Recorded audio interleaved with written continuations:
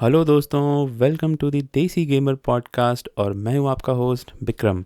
देसी gamer podcast is powered by spawnpoint.in। spawnpoint.in एक online gaming apparel store है, तो ज़रूर चेकआउट करो और अपने मनपसंद गेम्स के टी शर्ट्स वहां से आप ऑर्डर कर सकते हो। And now let's start the show.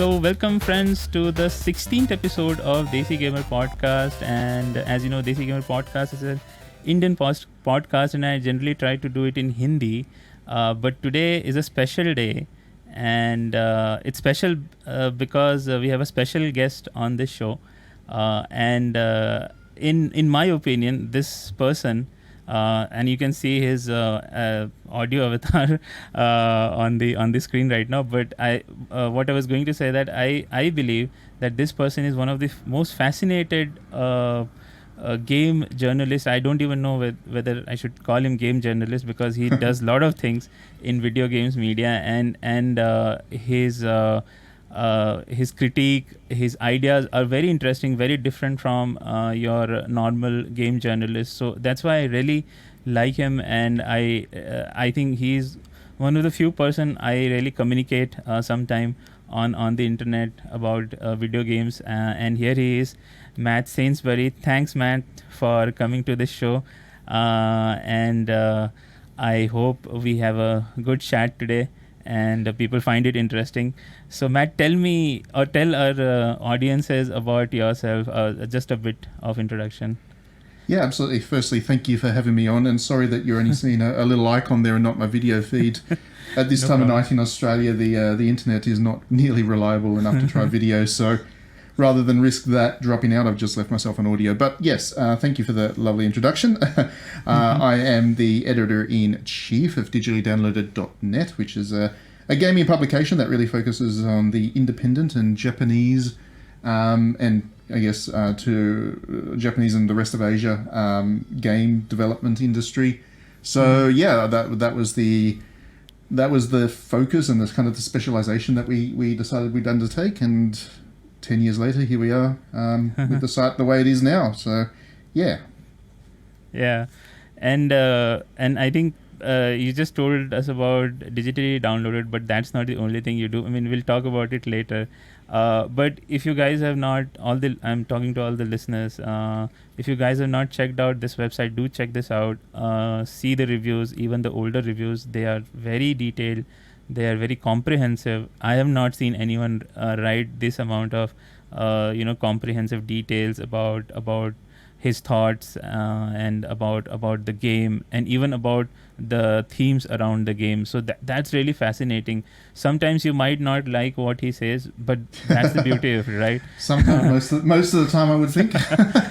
I do throw some ideas out there, but yeah, I mean, absolutely. That was really what I wanted to do. I've always been into philosophy and literature and film, kind of serious study of film criticism. So I wanted to take what I'd done and what I knew about that side of things and bring that to video games, because I thought there was an opportunity there. There's an awful lot of very good game critics out there, but I don't think too many of them have the same kind of background in philosophy and art criticism that I do. So I just wanted to do that, and I ended up needing to set up a website to do so, because there wasn't so many opportunities to do that with the existing media, and it seems to have resonated. That's how I end up on podcasts like yours. There does seem to be some people that can look past the fact that I often say things that they disagree with, and I guess get something from what I write anyway. No, definitely, because see, you will not always agree with someone, right? Even since I'm from India, I'll just say Mahatma Gandhi. People didn't even like Mahatma Gandhi, right? And he got killed due to difference in opinion. So you can't please everyone, and I think what you are doing is really incredible. The amount of work you put in, I don't even know, because you put out a 2,000 words review, and then shortly after that we get 20 minutes of video also.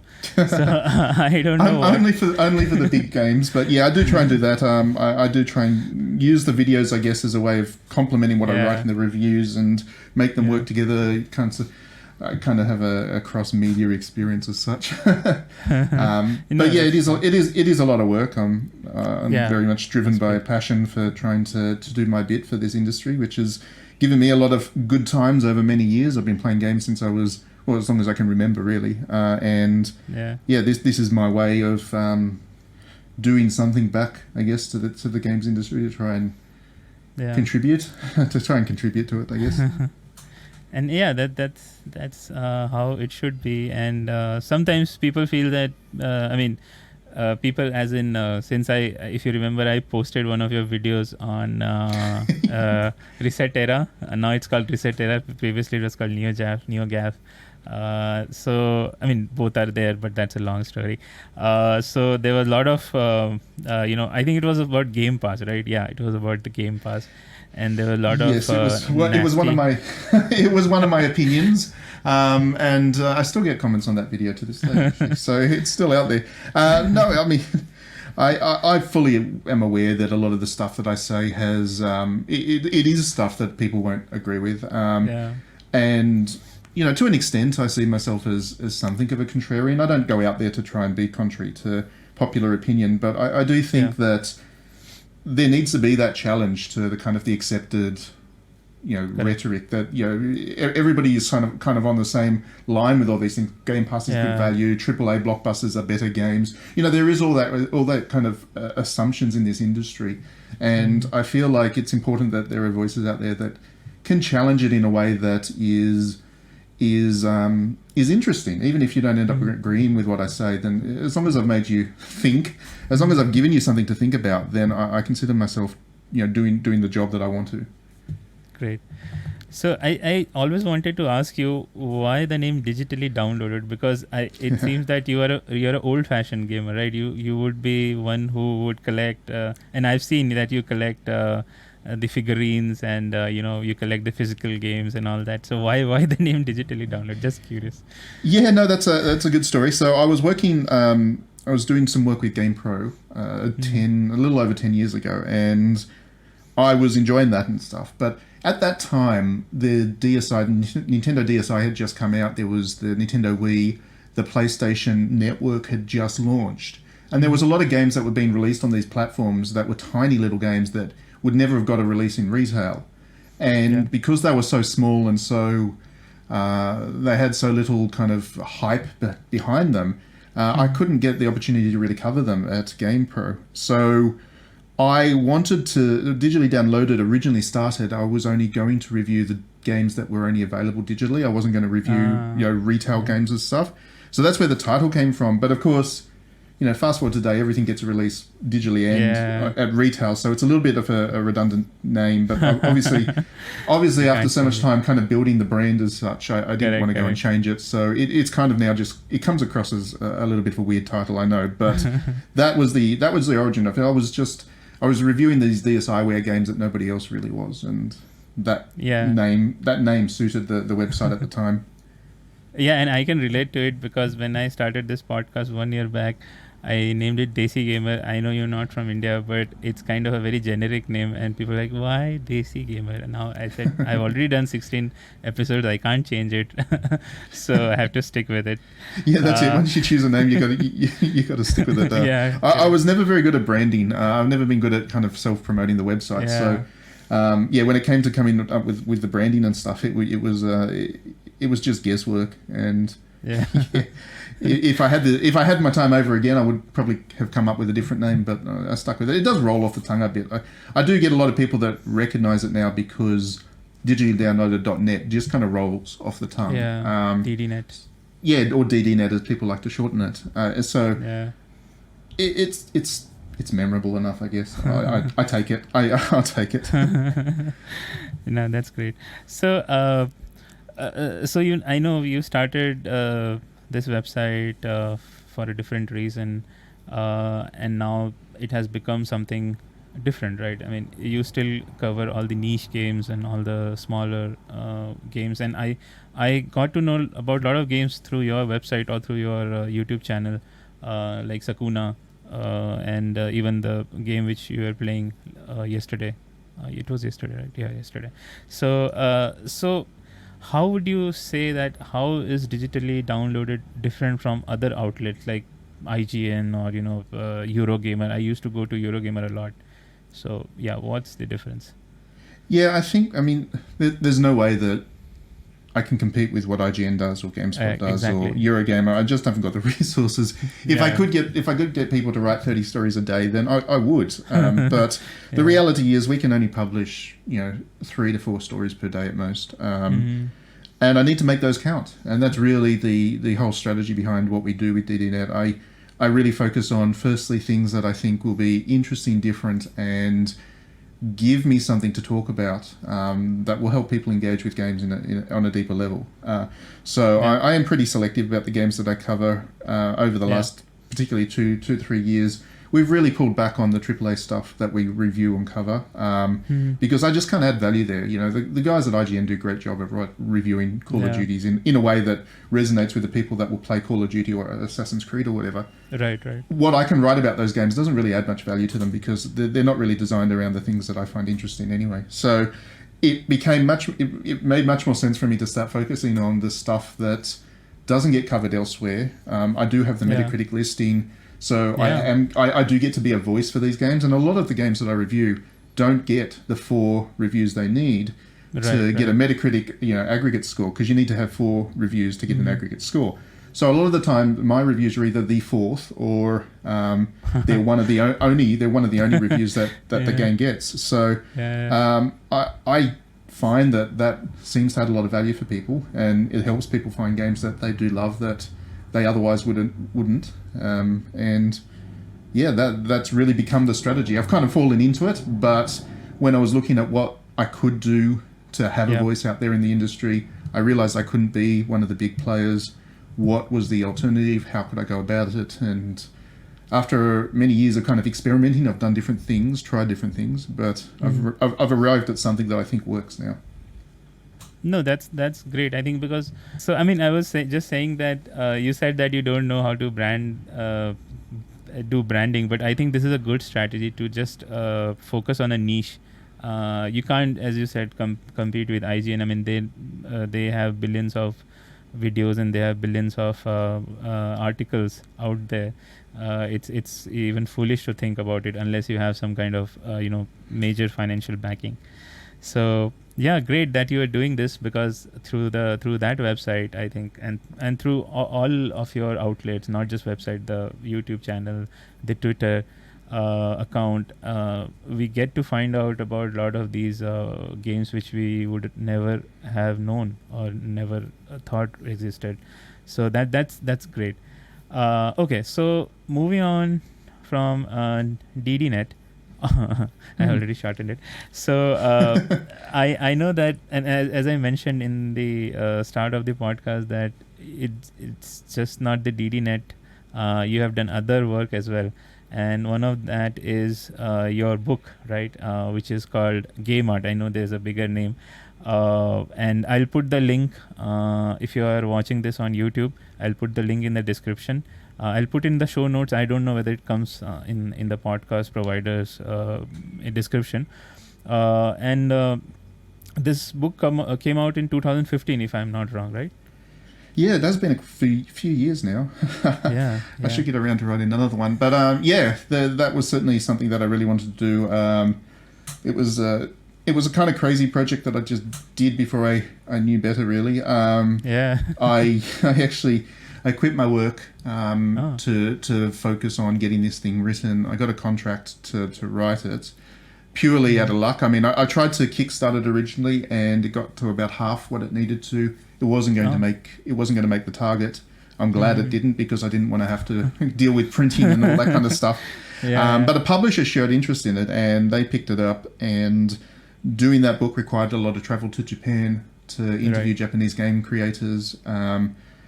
So yeah, it took me about a year. I lived off my credit cards for the year, and it was just something that you can only do when you're young, right? you can only do at a time where you're just kind of brazenly going to go out there and just do something. So it was a great experience. I'm really happy with how it turned out as well. I've had quite a few people say that they enjoyed the book, so that obviously means at least people read it, which is nice. And I've had a couple of people even say that they've cited it in essays they've written for university and whatever. So that was nice.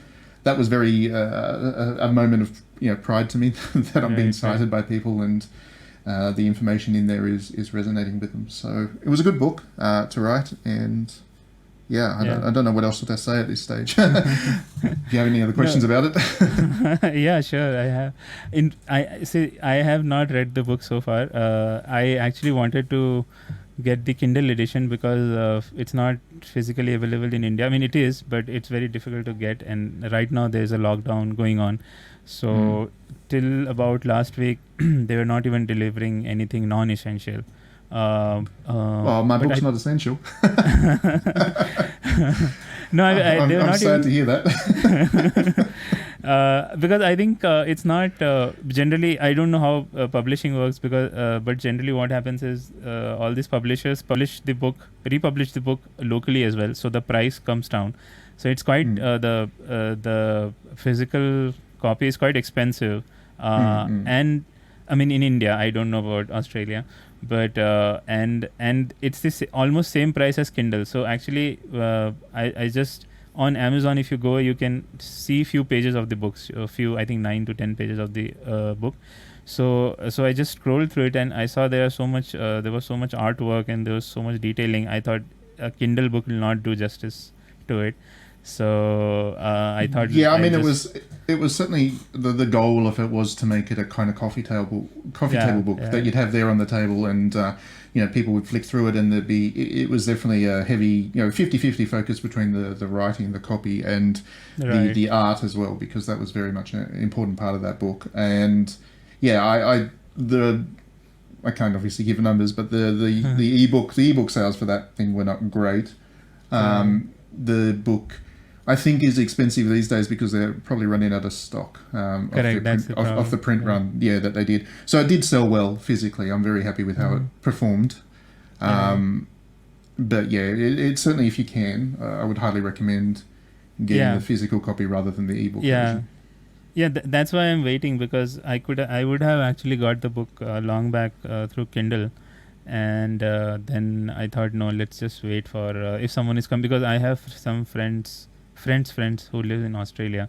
So if they come from there or something, I mean, there's always a chance. So I thought it's better to wait and get the physical copy, because there's huge difference, right? For a book like this to have it physically rather than have it digitally. So I mean, I just read the first 10 pages of the book, and in fact first 5-6 pages are not it's just index and introductions and all that. So I read the introduction. So it seems like you spend a lot of time, you would have spent a lot of time to compile all of this, and because there are so many games mentioned in that, so many developers. So how much time did it take for you to compile all of this? So there was 20. This is off the top of my head.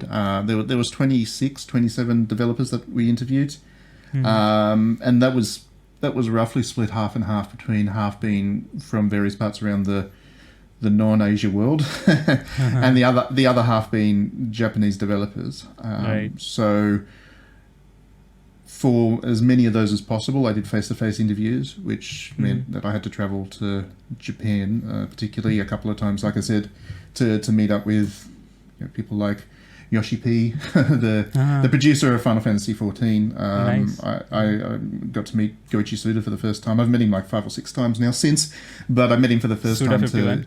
Yeah. He's my hero. He's my hero. I got to meet him for the first time to write this book. I got to meet Mr. Swery, as in Deadly Premonition guy. I met him to interview him for this book. The people at Compile Heart, a couple of people from Koei Tecmo and Gust and Dead or Alive. So I got to really kind of meet a lot of these people where they work, and that was a fun experience. And I felt that was important to get the texture from the interview rather than just do it over Skype or whatever. I did a couple over Skype, but that was mostly with the Americans and the Europeans, because I wasn't flying to America or Europe for 1 or 2 interviews when I wanted the focus of the book was very much about 50-50 split between Japan and the rest of the world. Great. And so, I mean, your book's name is Game Art, and if someone has watched your videos or your reviews and articles, they would know that you are a major critique of art in games. So there's this very fierce battle between people from games media and game industry and outside game industry who say that games are not art, and people from game industry say games are art. So where do you stand in that battle, and what's your thought about that? Yeah, I mean, this is let me collect my thoughts for a second. We need to. I think games have the potential to be an artwork, a form of art of the same caliber as cinema or literature or music or whatever. What I think is that as an overall industry, the games industry is not there yet. I think there's just too much focus on the commercialization side of video games. There's too much focus on how these developers can pull money out of people, which brings it a little bit more in line with gambling than video games. And I don't just mean the whole microtransactions and loot box discussion. I mean, generally speaking, the techniques that they put into video games is an exact mirror to the techniques that gambling people do to keep people playing their games as well. Like just the design of the content, the way that the interactions work between the player and the game and all that stuff. I've actually been to gambling conferences and they have the exact same conversations that game developers have. So at that top level, the suit level, there's a lot of creative people that would like to do otherwise, but they're kind of... The industry itself doesn't let video games be an art form. That being said, there are plenty of examples of games that are very genuinely works of art, and I think the industry has all the potential in the world to get there.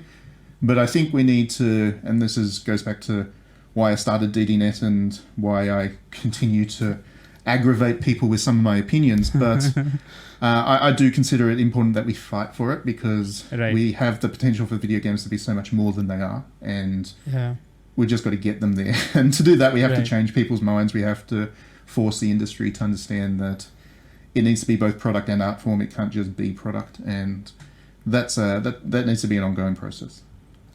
Yeah, I mean, I completely agree with you, because I'm also I mean, I started playing games from, I don't know, like 20 years back or something, and now it has changed so much that I sometimes don't even know what I'm doing. Like when I'm playing a multiplayer game which has like so much information coming in all the time, your kill streak and all that, and I sometimes feel that it's not fun anymore. It's just a competition, right?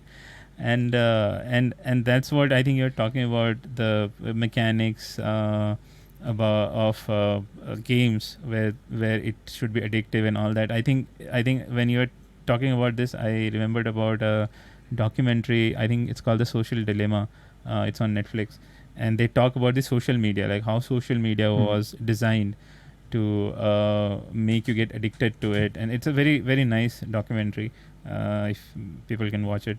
So I just feel that that's where gaming is moving to, and at least the Western, major Western studios, or not even, I mean, they're not even studios now. They're like collection of studios managed by this corporation like EA, Ubisoft. So I mean, I think you are definitely correct, and that's why I think there is so much turnover rate, right, in games. I think the turnover rate in games industry is the highest. People leave their jobs after gaining some experience. They start their own indie studio, independent studio, and they make really good games, right? I mean, the best games in last 4 or 5 years, the best ideas in games have come mostly from these independent games. So yeah, and I mean that's a fairly similar mirror to where Hollywood is, I guess. You look at the film industry. I mean, most of the stuff that Hollywood puts out at the top end, most of the Disney stuff, it's pretty trash. But I'm going to get a lot of Marvel fans now yelling at me, but we are going to talk about Marvel later on anyway. Martin Scorsese was totally right. But yeah, I mean, underneath that, there is that really healthy mixture of foreign films. I don't like people calling them foreign films because a film's not foreign, and a film should not be called foreign just because it's not from America. But you've got those foreign films, you've got the independent cinema, you've got a really healthy art scene as well sitting behind that. I feel games industry, they've done a very good job of getting that kind of the Hollywood model, the AAA blockbuster stuff. That's all sorted.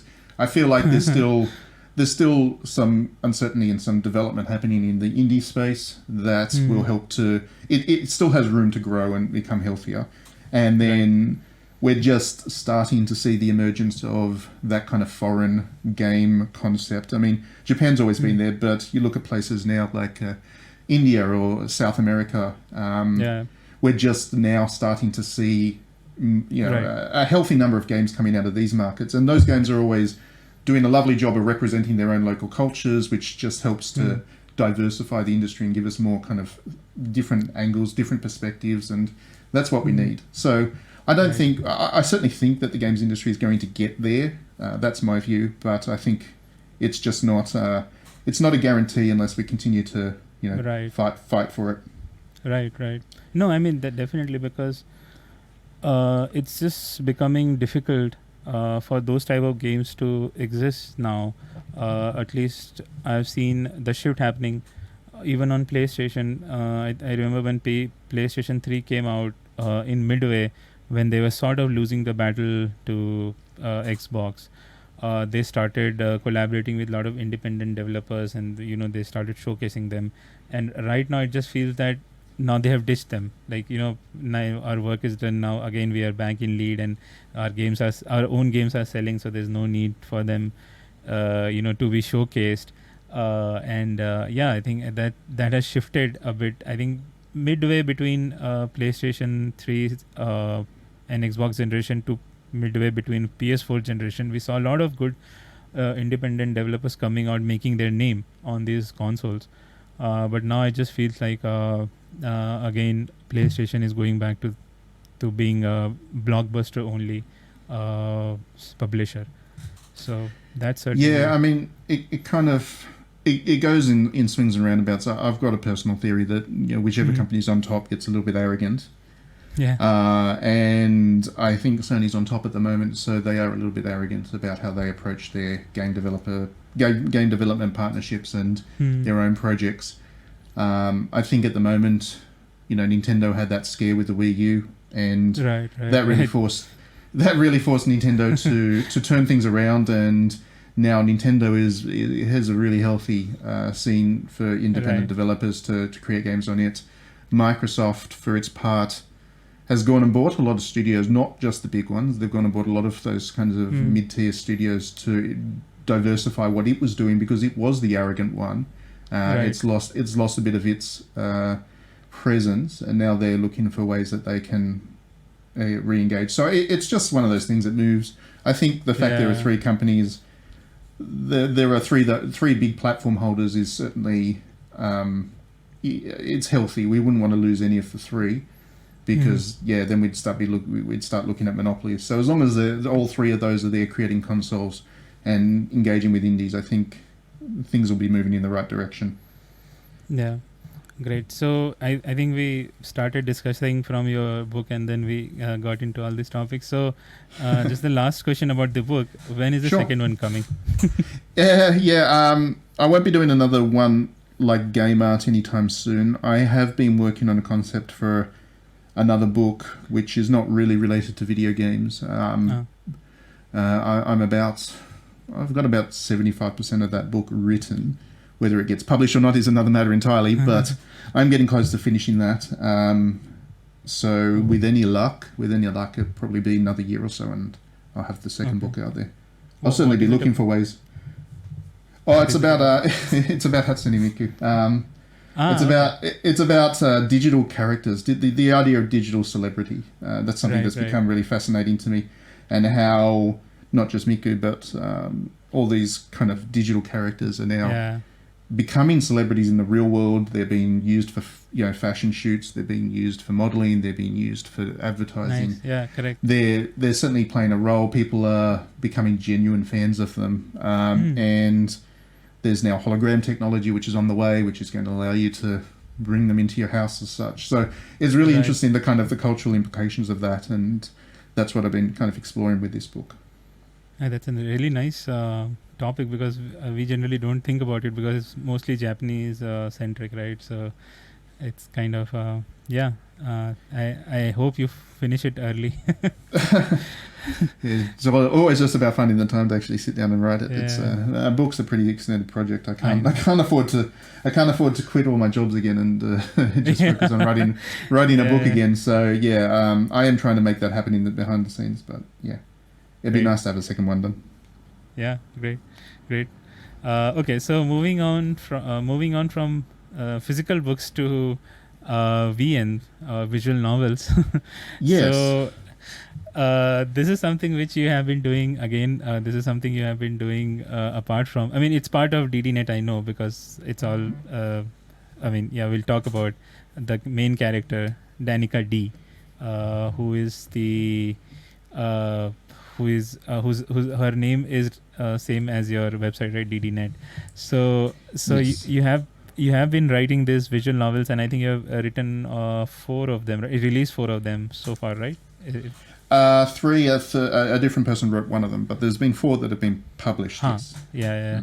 And I happened to play the first one so far, and I think I messaged you that I wanted to. Just check it out so that I have something to talk about, and then I ended up playing all the there were 4 endings, so I ended up playing all the 4 endings for the first one. And to be really honest, when I always saw you posting about Dee the visual novels, and since it's kind of the character is very Japanese and not Japanese, I mean you know what I mean. And so I always anime themed, right? And I don't have anything against anime. I watch a lot of mainstream animes, but I just felt that it's something which I will not enjoy. And then when I played it, I was really surprised. The writing was funny, and the themes were really amazing, and how the story changed based on your decisions. That was very good. So. Why did you decide to write visual novels? It's like, I know it's writing, but it's a bit of a departure, right?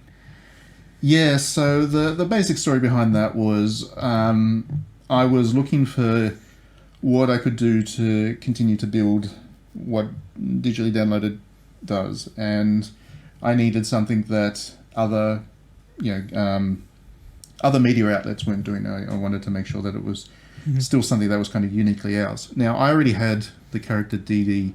I had her created within the first couple of years of DDNet as a kind of mascot for the website, and I was using her as the website mascot. So I already had this character, and I figured I have the capability, the software to make visual novels. I have the character, so why not just see how it works? And that gives me something to take to the readers of DDNet as something kind of very unique, because IGN doesn't do visual novels. GameSpot doesn't do visual novels. This is something that would be uniquely digitally-downloaded.net, and I found the process really rewarding. I've really enjoyed writing them. The next one, it's also given me a chance to explore the themes that I talk about a lot on DDNet, explore them in a video game format, and try to convey my thoughts around these themes via kind of a interactive game. So it's I see it as very complementary to what we do at DDNet, and it seems to have worked. It seems to have resonated so far. So we've got another one coming at the end of the year. And I plan on continuing to do them as long as I keep having ideas for them. No, that's great. I mean, and before we move forward, I would again mention that you can access, you can check out his the DD Games on itch.io, and also you can subscribe to Matt's Patreon account. All the links will be in the description or in the show notes. Sorry, I should have mentioned that as well. Yeah, a big thing was that I had this Patreon thing, and I never wanted to charge people for the reviews I did, because I figure that the criticism only has value if it's easy to access and read. Correct. And if I try and put that behind paywalls, then that's really defeating my own purpose about what I wanted to do with DDNet. So at the same time, I had this Patreon, and I was asking people to just give me money. that was it. They weren't getting anything for backing me on Patreon, other than the fact that they were supporting what we were doing. So I wanted to actually give them something directly in return. So I figured that these visual novels would be a way of, if you back me on Patreon, you get the visual novel as without having to pay for it. You can buy it on itch.io, or you can just support me on Patreon. So that was another reason that I looked at this. I looked at how I could productize what I was doing with this website. So the product I came up with was a visual novel. Yeah, and that's why I was mentioning that if you, as you said, that if any of you are interested, you can either buy it on itch.io, but I would suggest that you subscribe to Patreon. I think it's cheaper that way. Plus, you get access to all the DD novels and even upcoming novels. And I just saw that you are releasing a magazine also, right? A physical. Yes, magazine. That's right. There's also a magazine. Patreon backers get a 48-page magazine every month, and I'm working through the process of giving people also the option to print that out, but that is only for Patreon backers, because there's just no other way to really do that. So. No, I would like to think that the Patreon's actually a pretty good deal these days. Yeah, it is. It's kind of gone from me begging people to just give me money to being something that I think is a pretty good service for people. Yeah. Right. No, that's great, because I've also seen people promoting their Patreon, but it's just, as you said, just asking for money. They are releasing all the thing to public. It's kind of a catch-22 situation, that whether you want to restrict your content behind a paywall, or because you need to earn something out of it, right? You can't just spend your time and energy on just for nothing, right? So that's really great deal you have going on there on Patreon. So I would really recommend everyone who have made this far on the podcast to go and check out his Patreon. And it's not very expensive also. You can start from $1, and you can get access to all these visual novels. So again, talking about visual novels,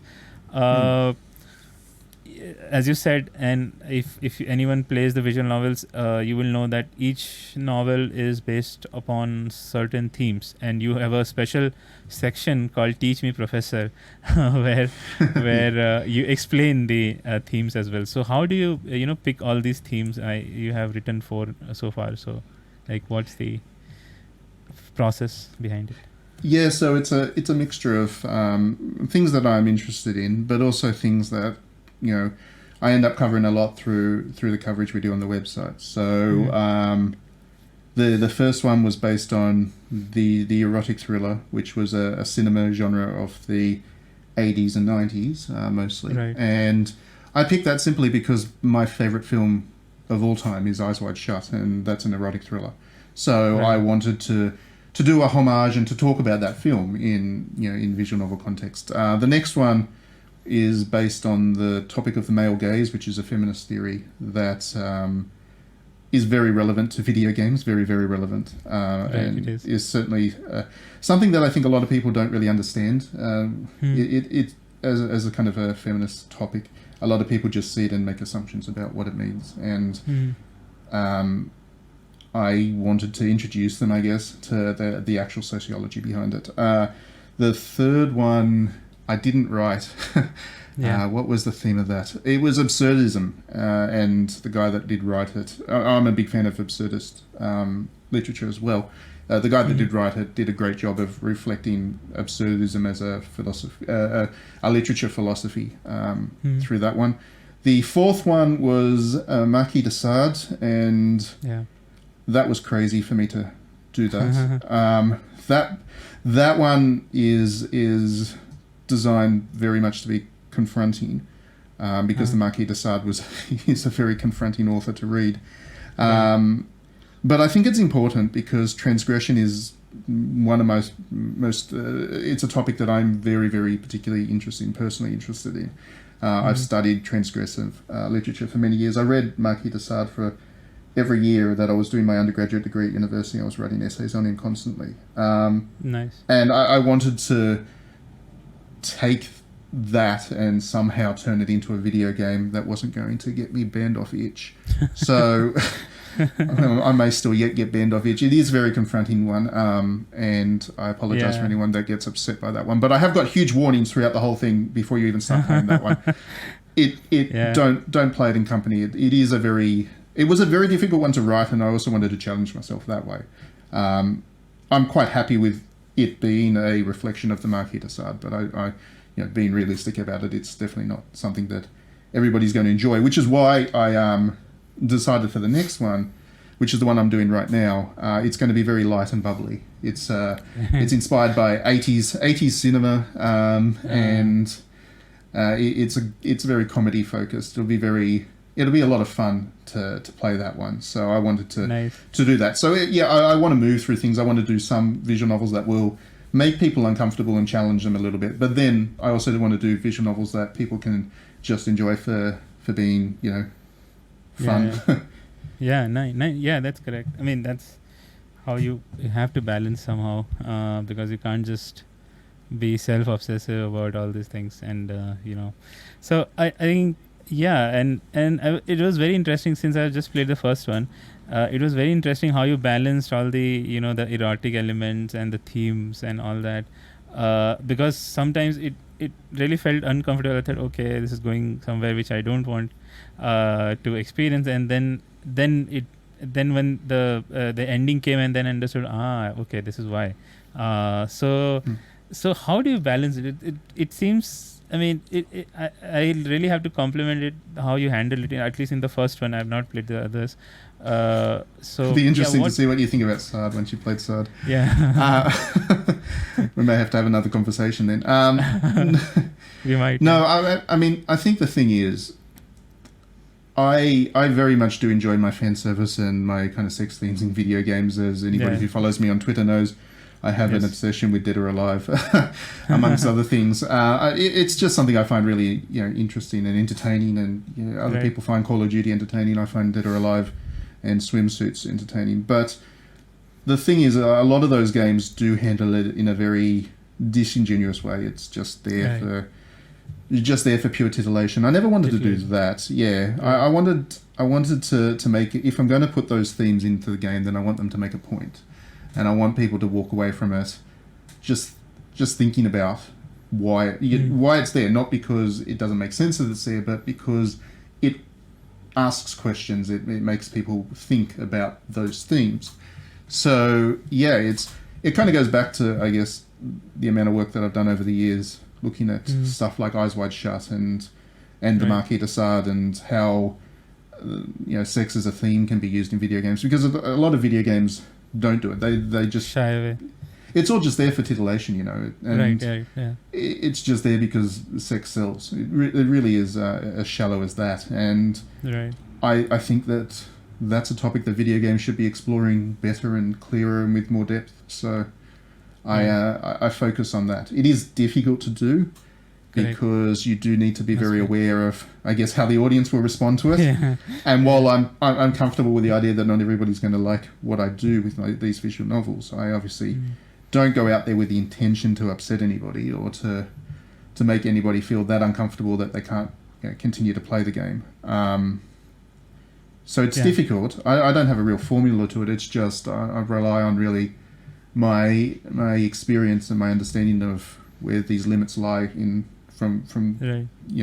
if Stanley Kubrick was able to do it, then I should learn from him and figure out how he managed to do it and try and implement that into my own work. So it is something that will probably be a continuing theme through the Dee Dee novels. I can't see they're not going to go start. I'm not going to start doing military shooters, Right. or military themed games, which are all about shooting people in war. I'm not going to. This is my corner, and I'm quite happy to stay there. But it's about constantly refining the process from this point on. No, and I was going to ask you about this later anyway. Okay, so I'll get into that later. Let's just finish the DD section. So, how has been the response of these novels? You must be getting some feedback from the community, from people on Patreon.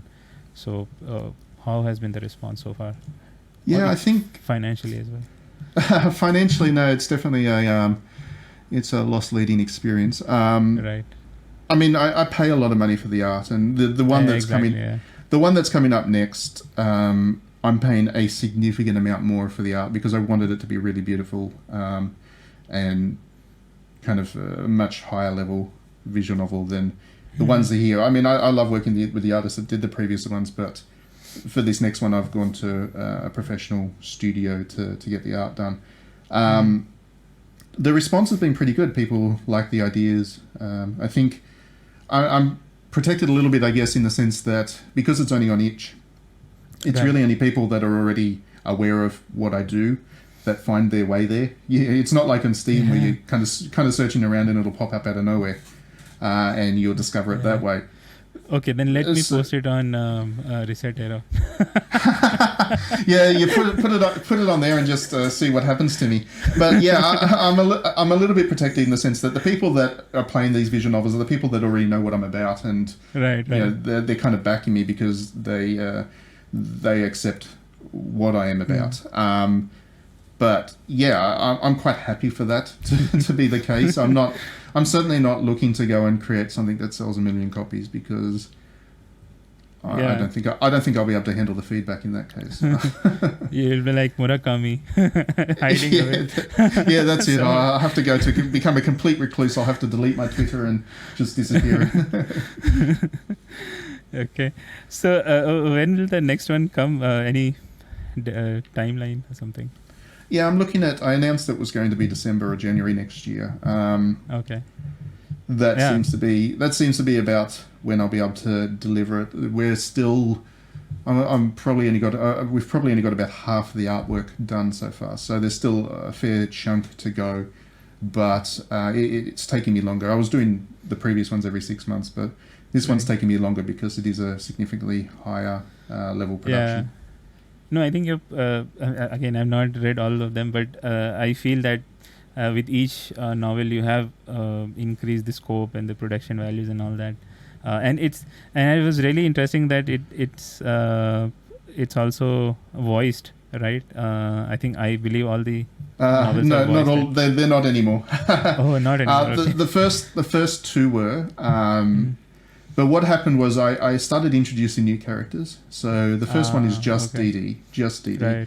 The second one, with the second one, I introduced 2 more characters. And then we introduced another 2 for Sard, and we've got 1 less for the next one, but it's still 4 characters. And because it's got 4 characters, it becomes very hard to actually get sound done. What I found was I got a couple of different voice actors for the second one. And then the voice files came in, and they were all recording on high quality equipment, but because their recording spaces were different, their recording equipment was different, the levels that they did their recording on, the sound files just became very difficult to try and mesh. Yeah, and it was just too hard. If I'm going to do voice, then I really need to work out some way of getting everybody into the same room or the same studio. To do all their recording. So I've had to drop that as an idea for now. Plus, I believe it will be expensive because it is quite expensive here. Yeah, it is very expensive to do, and in the context of visual novels in particular, because as a visual novel also becomes longer, they're actually longer than books to write. Right. Multiple endings. Yeah, exactly. Multiple endings, and just the structure of them. The first one was about 50,000 words, which is in itself the length of a novel. By the time we get to Sard was 120 odd thousand words. So to then get voice work done, even if you were just doing sections of it, it's still a huge project, which just, it escalates the cost of the thing significantly. Right. No, that's understandable. Okay. So now let's move on to everyone's favorite topic, Japanese game.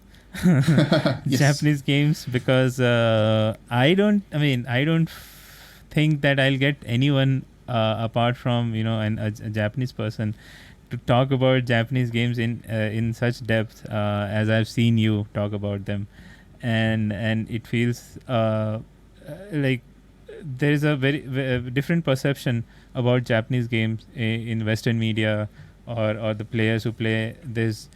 I mean, most of the people just get scared with the anime aesthetics, right? And then you bring in things like sexualization of characters and all that. As you said, dead or alive, there is so much sexualization going on. And to be honest, I don't have any problem with sexualization, because as we were talking about violent video games and even movies, right? It seems perfectly normal for me to take my 3-year-old kid to a next Marvel movie where people are fighting with each other and they're destroying planets and all, killing half the people of the planet in one snap. That seems very normal. But as soon as you bring some sexual theme or anything, everyone starts feeling awkward, which if you think about it, you take your kids to see Marvel, but you wouldn't take them to see Eyes Wide Shut. That would be very bad parenting. That would be very bad parenting indeed. Yeah, correct. No, you're totally right. Yeah. So coming back to Japanese games, and as an Asian, because I'm from India, so India is also Asian. We don't have any gaming history or anything. But I've seen, if I go to older sites, the temples and all that, I see on the walls there are so many explicit. I think you would know about it, but there will be a lot of sculptures which are very explicit in nature, sexual in nature, and even I've read some books where foreign travelers have come to India, like ancient India, and they have found that it was a very open society. There was no such thing like once you get married you cannot be in a relationship with another person, and the woman was also very independent and all that. And sort of I don't know what happened in last 100 years or 200 years due to the Western influence. I think people have become really regressive about sexual themes or all these topics, and it's become a very closed door affair. And it's really, and it has, since the world is so globalized right now, it is there in every country, most of the countries it's like that. So coming back to Japanese game, where not just games, anime and everything, where there is so much focus on sexualization, or there are jokes which are very sexual in nature, which are very offending. Sometimes they're homophobic, they're labeled homophobic. I don't know whether they're homophobic or not. So what do you feel about that criticism about Japanese game? Like, where do you stand? Yes, that's a lot of questions. Sorry about that. No, I'll just collect my thoughts. I think, just to go back to your point about the first one, a lot of the world has been affected really by, without trying to be too controversial here, but I guess a lot of the world has been really affected by the morality of the kind of the three religions of the book, the Christianity, Islam and Judaism. And all three of those religions are very conservative in terms of sex. Right. They're very, very conservative. So, America being the dominant superpower of the world, it is a very Christian country. The Middle East, back in the day, much like India, the Middle East was the place where 1001 Arabian Nights came from, and 1001 Arabian Nights is it's got a lot of sex in it. It was a very open society until Islam came through and kind of fundamentally changed a lot of how that society works. So those religions, they're the ones that have really had the impact on a lot of the rest of the world. Japan's a little bit different because Japan actively resisted the influence of Christianity and Islam and Judaism, and they were able to even do so right up to the end of World War II, where they became an occupied country from America, and some of that came through. But even then, Japan's kept a very strong identity, spiritual identity around its Buddhism and Shinto religions, which has left it in a kind of... It's in a place where it's a lot more comfortable with the human body, for one thing. Nudity is not... It doesn't have the implications in Japan that it has in a lot of the rest of the world. People go to hot springs and everybody's naked, and it's quite natural, and nobody really thinks twice about it. It tends to make Westerners quite uncomfortable. It makes me quite uncomfortable whenever I go back to Japan with my wife. She's quite comfortable. She's Japanese. She's quite comfortable using the hot springs and all of that, and I can't get in and out quick enough just to make sure that I'm not around other naked people. I try and find a time where there's nobody else in the kind of the bathroom, and I just run in, wash myself and run back out again before anyone sees me. So yeah, I definitely feel that has a significant impact on the way that their media works. That they are more comfortable with the body. They're not as hung up about sex as a topic. And that obviously has a role to play in their anime and video game industries. Now, saying that, I think there's this really weird misconception that a lot of people have that the more sexualized anime and games and whatever in Japan are some kind of mainstream popular thing. Right. But the people that play those games are ostracized in Japan as well. Oh, is it? Okay. So it's accepted because Japan also has a very, very strong sense that art should not be censored. They're a little bit like America in that they have a very, very firm belief that you don't censor art. If an artist wants to create something, then they can, and if it finds an audience, then it becomes a commercial product and whatever. So there is a audience for these kinds of games and stuff in Japan, but to suggest that there's a mainstream acceptance of them would be a little bit misrepresentative, I think. They do have I guess, a taste for fan service in the sense that there's groups like AKB48, which are very popular, the kind of idol culture in Japan does very well, but there are the more sexualized elements in anime and video games are not mainstream. Okay. Yeah, I didn't know about that. So yeah, that seems and I think if you have to understand the media of a country in a way where you have to take account of their history and everything. So I think that makes sense, as you explained very nicely. What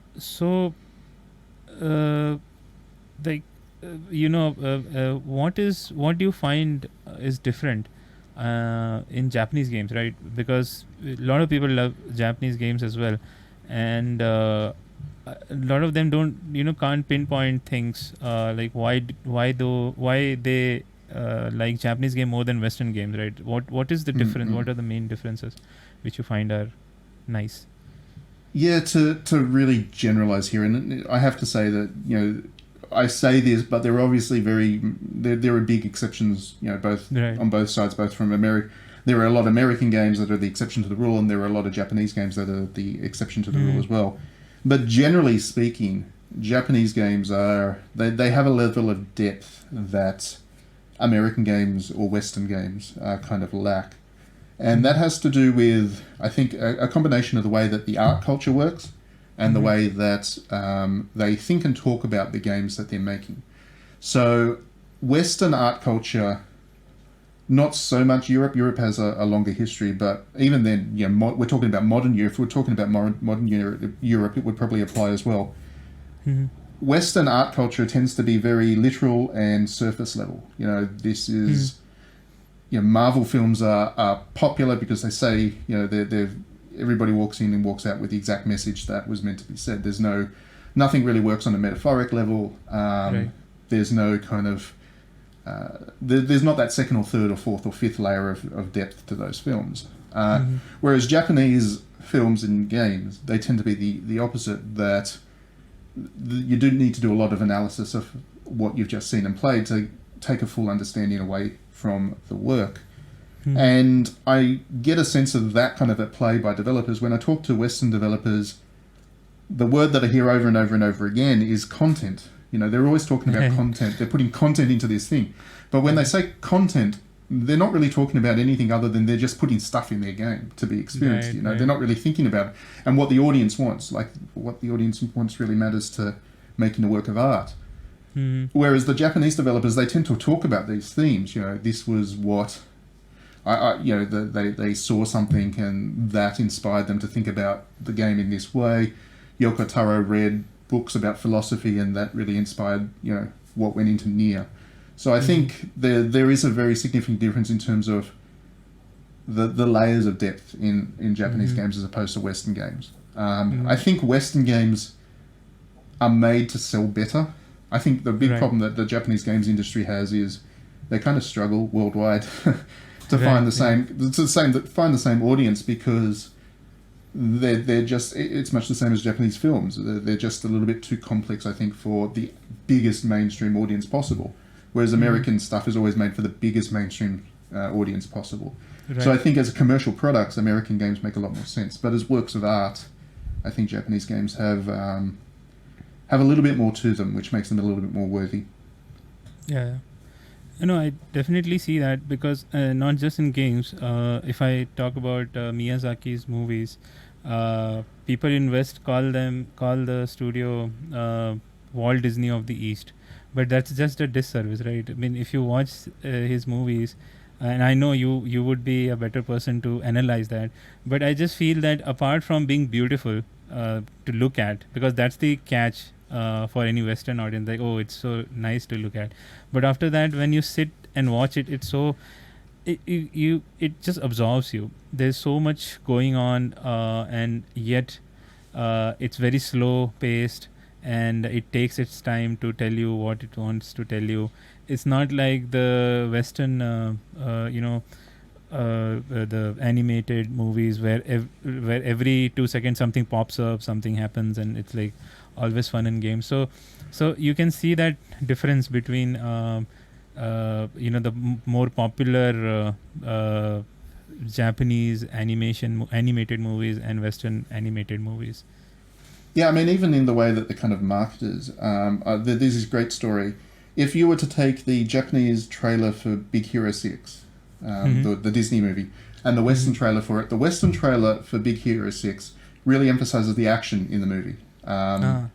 Whereas the Japanese trailer de-emphasizes that and really focuses instead on the relationships between the characters and the kind of the emotional appeal of the film. So that shows you the kind of the two different levels. The American version, or the American way of looking at films is all about action and energy and quick, easy sound bites and making everything quite easy to digest. Whereas the Japanese fundamentally want something that's going to be a little bit more. It's going to tell them a little bit more. Right. Okay. Great. So that's the big. I mean, that's how they're different from Western games.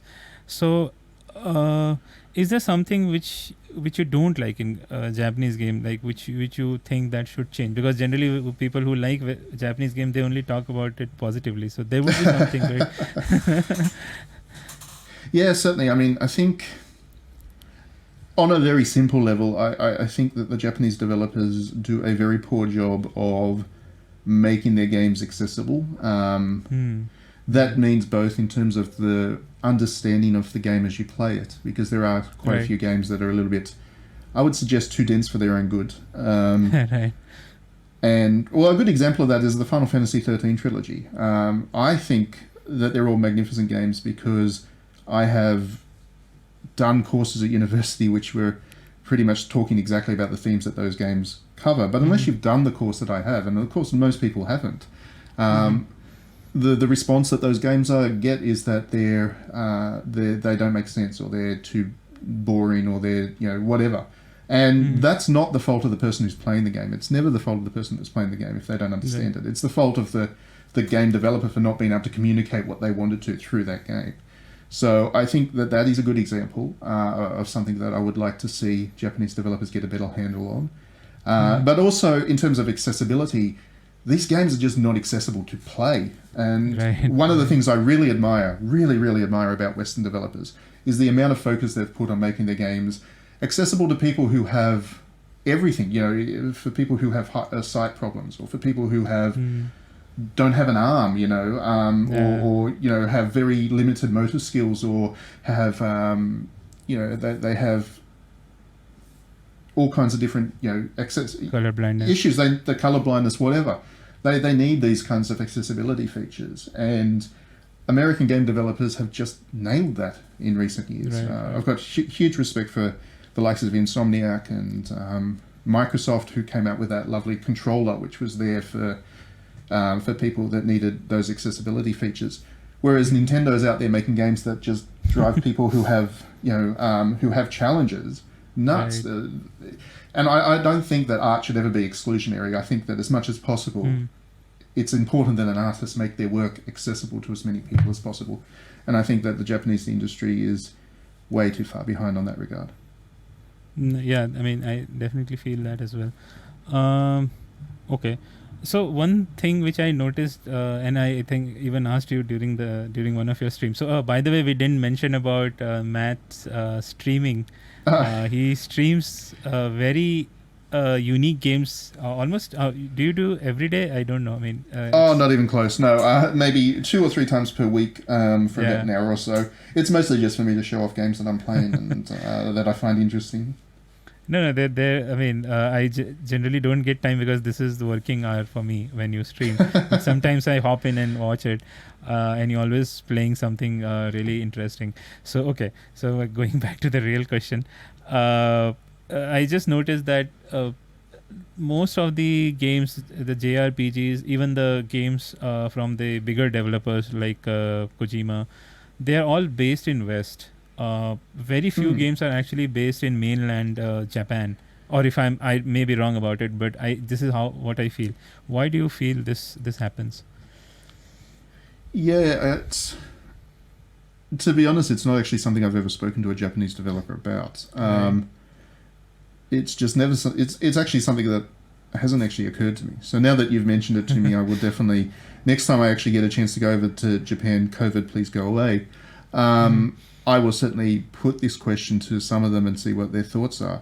But I think my gut response is, it's 2 things, I guess. Firstly, post-World War II, when Japan became an occupied nation, America went all out to convert Japan to Western tastes. Right. They flooded the market with Western food. They flooded the market with Western entertainment.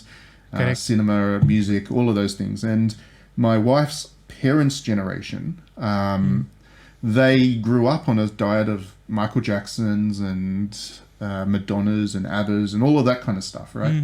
So as a result of that, there is a heavy interest within parts of the Japanese community in Western stuff. So I think that's part of it. I think the younger generations are trying to reclaim the Japanese culture. That's my sense. So that nice. may not be such a thing. And if we do a podcast 20 years from now, hopefully we're both still around doing this stuff. But if we do, we may well have this conversation about how the Japanese aren't making games about set in Western settings anymore. But my gut feeling is that the very concentrated effort to introduce Japan to Western culture has had an impact on their interest in Western settings. I think the other thing is, to the Japanese, the West is an exotic setting. So just as one certain American developer was inspired by Kurosawa to go and set a game in a country they don't really understand, and let's not get into that, but because I got in so much trouble last time I did that. I got in so much trouble. I still get in trouble from that review. But just as an American developer found Japan suitably exotic and interesting to make a game set in Japan, I think the Dark Souls developer finds Gothic Europe interesting enough to be inspired to create a game in a kind of crumbling Gothic setting. So I think there's a bit of the kind of exotic interest in the country, the kind of the culture that's not yours. Yeah, I think you are right, because even while reading someone like Murakami, you see all his characters have very Western taste, very Western, I mean, they talk about Western music, they talk about Western characters and all that. So I always felt that that could be one of the reasons, the Japanese occupation of America. Sorry, I said the wrong word. Other way around. American occupation. I mean, the other thing is that the Japanese don't feel a particularly strong kinship with most of the rest of Asia. Right, that's true. You know, everybody knows that the Japanese have cultural issues with both the Chinese and the Koreans as their Asian neighbors, and that I think that also impacts on where they go to look for stories outside of Japan. Right. They're less inclined to be interested in stories from China or Korea than they are in stories from Europe or America. Yeah, I think even other the other Asian countries also hate them because of what happened. Not hate. Yeah, them, and there's always that perception as well that Japan is an ongoing puppet to the American interests in Asia, and there is certain tensions around that. Vietnam or Laos, those kind of communist countries, obviously have issues with what they see as a puppet state to America, kind of on their doorstep. Right. So there is some of that. I mean, there is still certainly an interest by Japanese people in in China and whatever. That's why you keep getting Dynasty Warriors games. It's because there is still that interest. But I think that there's definitely a lot more interest in traveling to Europe and America for a lot of Japanese than traveling to China. Right. Yeah, I understand that. And even right now, I think the Japanese are... there's a word called... there's a coalition called the Big Four, where Australia, US, Japan, and our country, India, they are kind of making a military superpower coalition or something like that. So let's not talk about politics. We know very little about the actual gaming industry, the people working in the gaming industry, because we get so many stories from the Western media, like there is crunch going on, there is people are not getting paid, there is high turnover rate, and all those things we hear from the Western development community. But how is it like in the Japanese community? Is there crunch? Is there similar problems which we have in the Western hemisphere? Yeah, it's difficult because, Japan has a wildly different business culture, which means that it's a bit hard for individual employees to kind of speak out about a company if they're having a bad experience with that company. That's both a social thing and a kind of these are the laws thing. So we don't hear that much about what goes on in Japan. I mean, you can look at stories like those rare stories where things do come to a head, like when Kojima left Konami, as an example that perhaps there are obviously issues in how development works in Japan. The other thing is, of course, the Japanese culture just crunches across the entire culture. Right. They've got terms for people who die at work because it's a major. I can't remember the term off the top of my head, but it's actually haraki. No, not haraki. Sorry. No, that's where you're off yourself. I can't remember the term. Hang on, I'll just search for it. You're going to hear me typing for a second. No problem.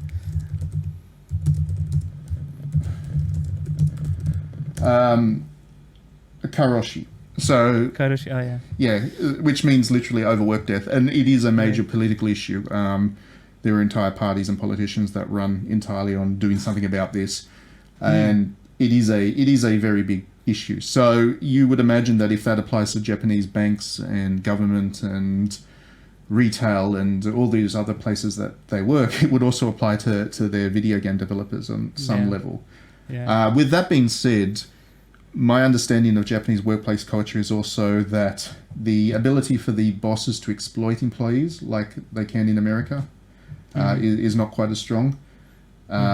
Which would be some kind of protection, I guess, in terms of that degree of crunch that we've seen from some companies in America and Poland or whatever. So I've never heard of a story of that degree of crunch coming out of Japan, but I would suggest that if you're a game developer, it really doesn't matter where you work. It's going to be pretty crappy working conditions. You do it for the love of the job, for the love of what you produce, I guess. But yeah, I mean, from what I've seen of the offices in Japan, they all seem very nice offices. But I don't know how hard people work behind the scenes.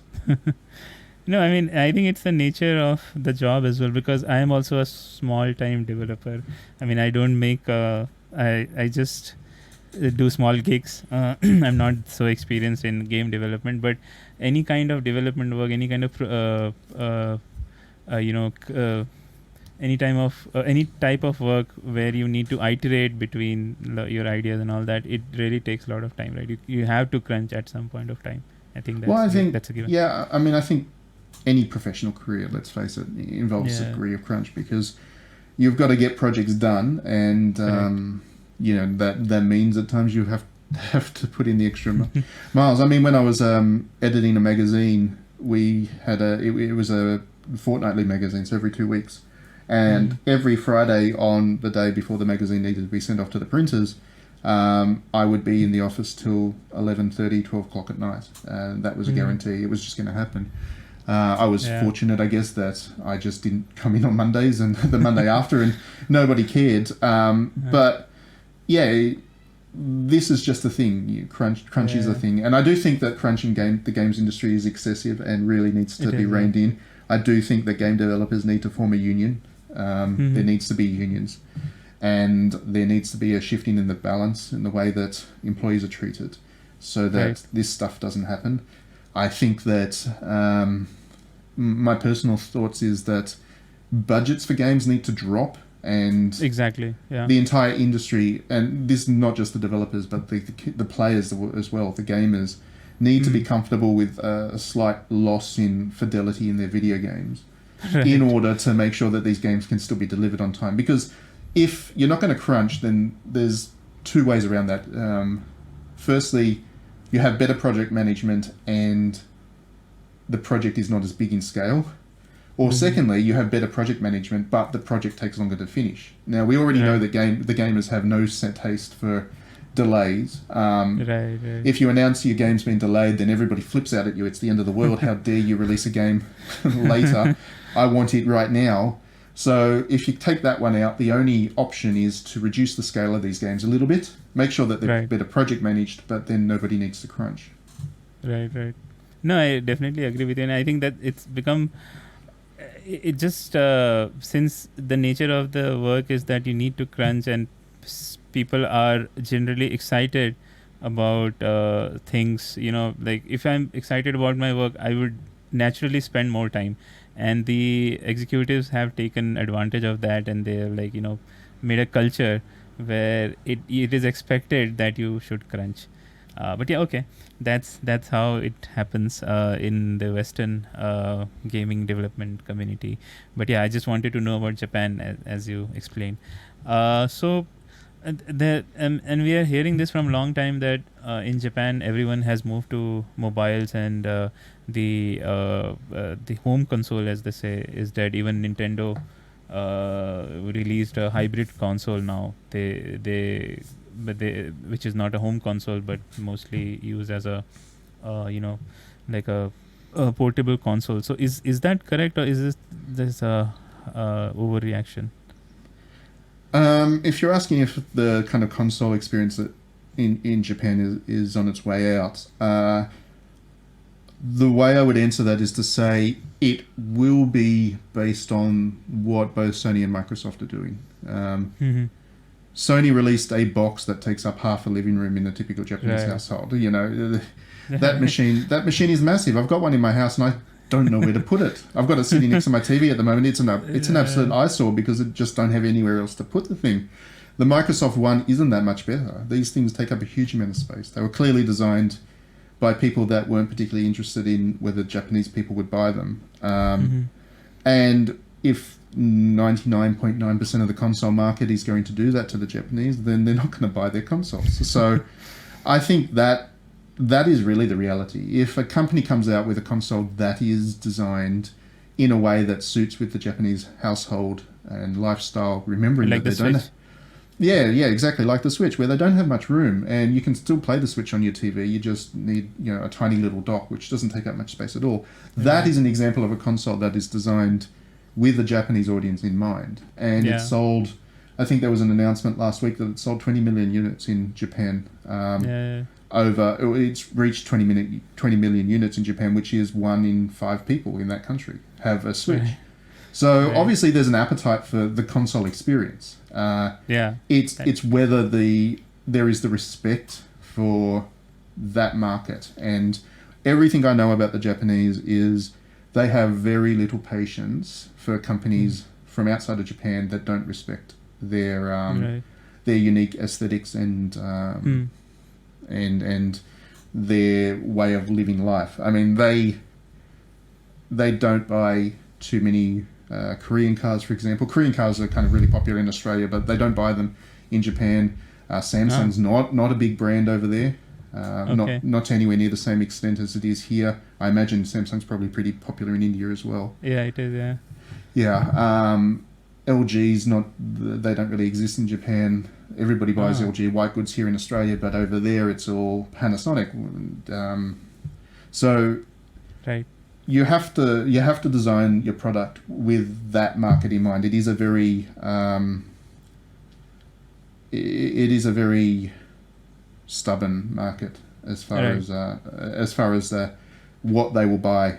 So I think that's probably the underlying cause of why the console market is struggling in Japan. I think that there would still be potential if these companies just took those market conditions into account. Yeah, that makes sense, and I never thought about it that this could be also a reason, because as you said, the Switch has sold so much, so that means there is appetite.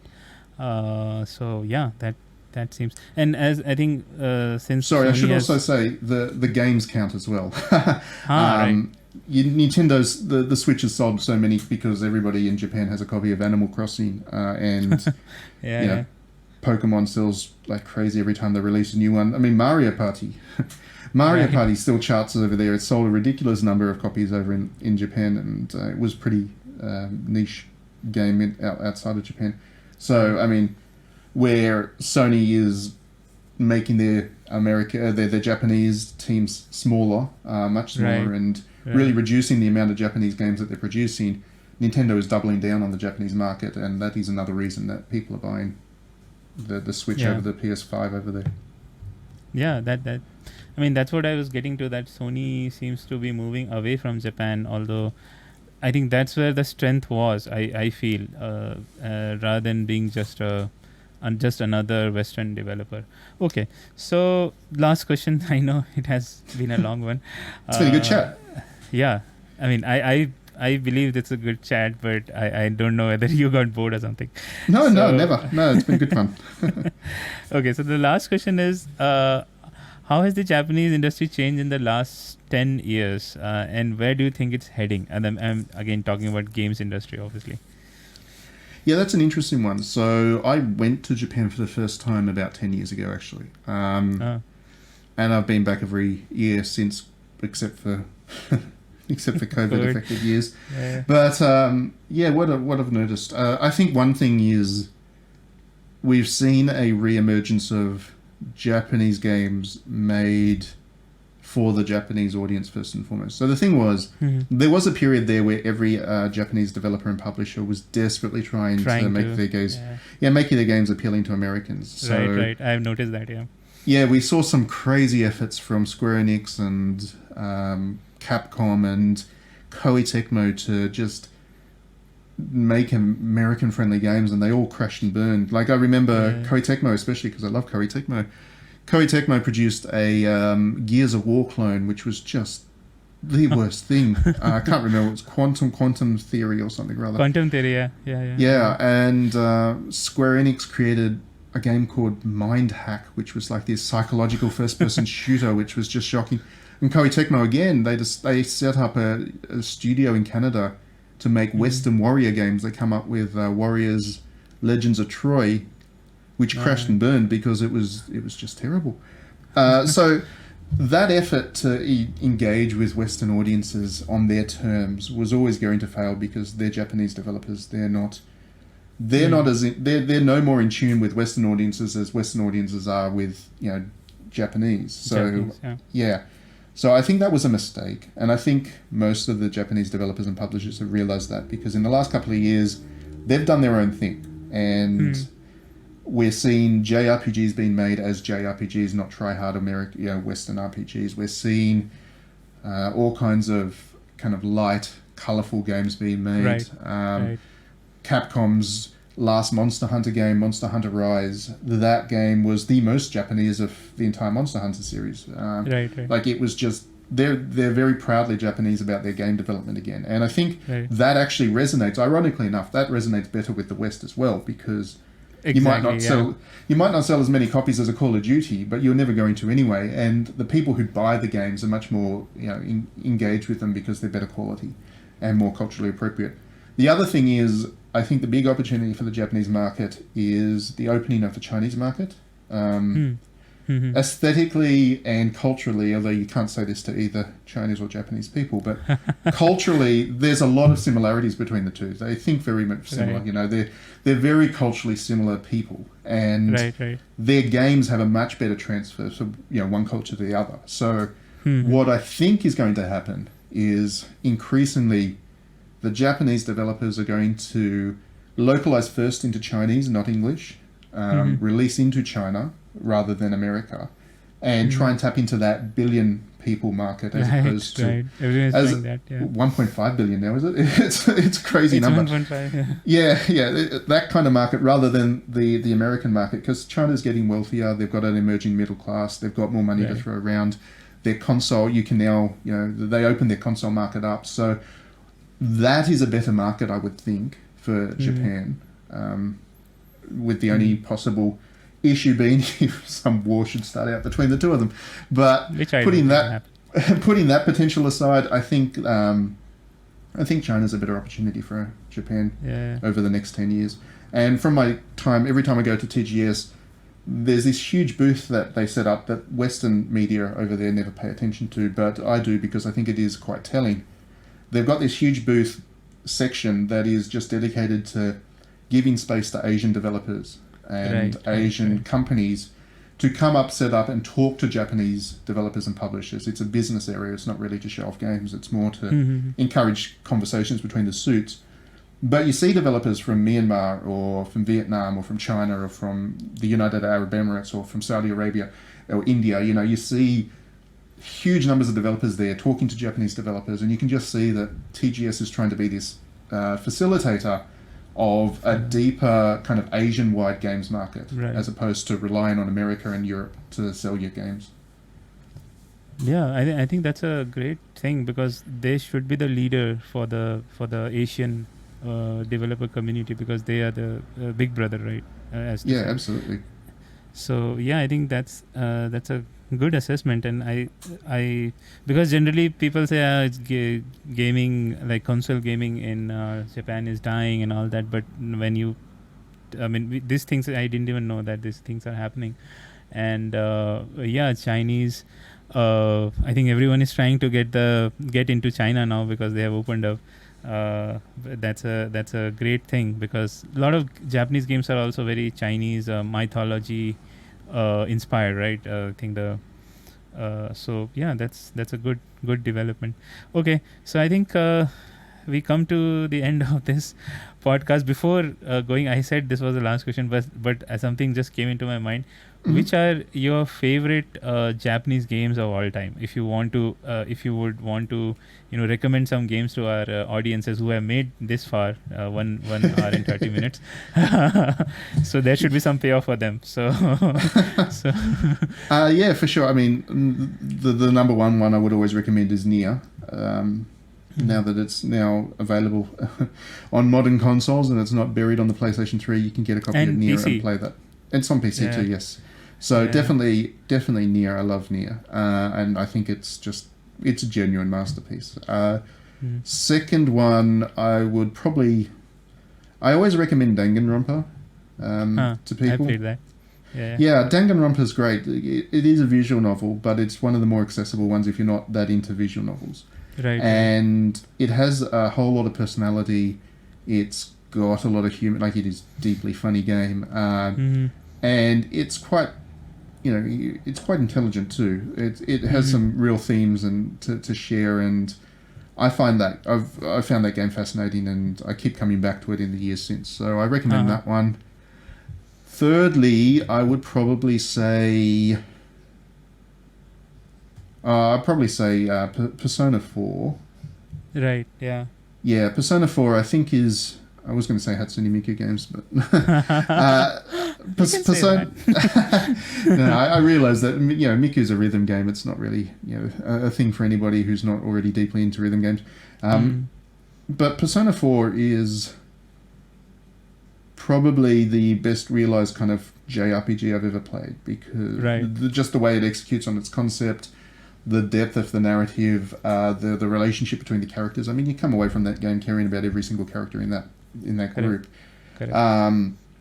And it does so in a way. It takes about 60 hours to play through, and that sounds like a lot, but you realise that that's actually quite condensed and beautifully so. When you then play Persona 5. Persona 5 does exactly the same thing. Exactly the same thing as Persona 4. Like, to the T. They're transferable games. But Persona 5 does it over 120 hours. They lost control of that game. Right. And it is the lesser game for it. Persona 4, at 60 hours, feels brief, to the point, and just... It just hits you good and hard. I definitely think that one... When I recommend one JRPG to people, it's always that one. Great. Yeah, and I think just something which I also forgot to mention, I think the resurgence of PC support by the Japanese developers have also actually got them a new lease of life in West, and at least in India also, because in India it's mostly PC. I was going to say that would be a big boost in India, because that... Yeah. So that's a very good thing that they started supporting PC. They started bringing all their games to PC. I mean, all the 3 games you mentioned, they're all available on PC. So that's a great thing. So okay, so at this point, I will thank you again for sticking with me for so long and spending so much time. I know you do a lot of things, and you must be getting ready to have end your weekend. But no, thank you for having me on. It was real good fun. I had a good time. Yeah. Thank you, and thanks anyone who has listened so far, and do check out Matt's Patreon and his website, digitally downloaded .net, and all the links will be in the description and the show notes. So yeah, do check them out. Thank you. Bye-bye. Thank you very much.